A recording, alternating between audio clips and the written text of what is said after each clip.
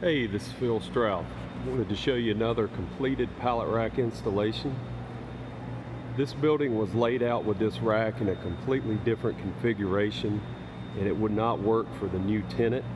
So we took down the entire rack system and installed it, did a layout for the customer that would work for them, and reinstalled.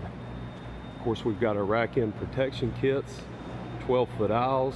These are 26-foot uprights, about 42-inch deep with 12-inch row spacers. And we have wire decking on every level. The customer has really tall product to go underneath on the first level and lighter product to go up above. This was over 1,900 beams and about 400 uprights. There was rack in this room. We took it all down and reconfigured everything. There was also a rack standing in this room that we took down, reconfigured.